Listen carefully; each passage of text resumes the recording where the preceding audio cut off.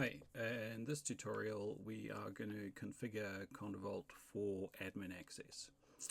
So after the initial install there will be no authorization or authentication required. This is obviously so you can set it up first. So on the initial screen we'll be able to click admin access and it won't prompt us for a login. So what we need to do next is go to the settings tab and we need to update the app ID and the sharing URL for our application, which means we need to register an application in ArcGIS Enterprise or ArcGIS Online. So to do this we go to ArcGIS Online, we click new item,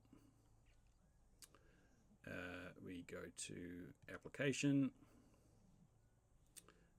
we click leave it on web mapping.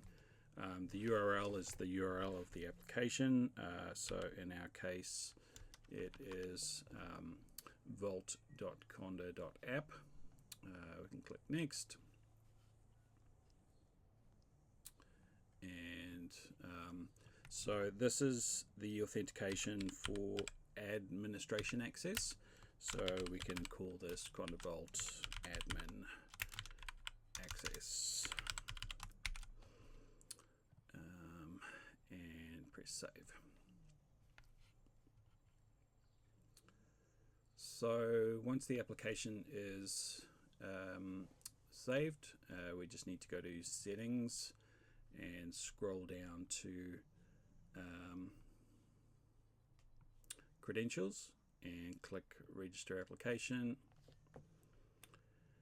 So we want to register the application using the URL. So if we click on redirect URLs, we can put in our URL and click register.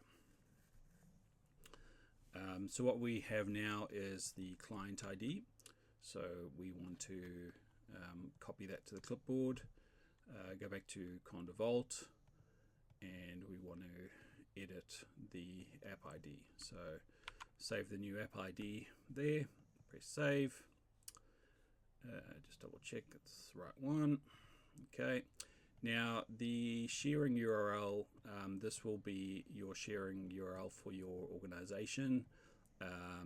So if this is a portal, it will be something like you know, your application, sorry, your domain slash portal slash sharing, so you can use that, but in this case we're using ArcGIS Online, so it's just our organization name .maps.arcgis.com/sharing. So we'll just check that that's right. Okay, so we now have the authentication set up. We now need to restart the application.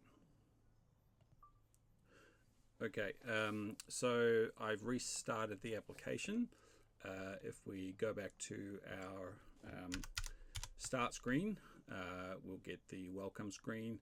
If we click on admin access, we should now get a redirect to our application, which is Qonda admin access, and we can log in with our credentials. So this simply gives us access to get into the administration console. So this is where we will configure the actual feature services that we will use in a minute. So stay tuned for the next tutorial.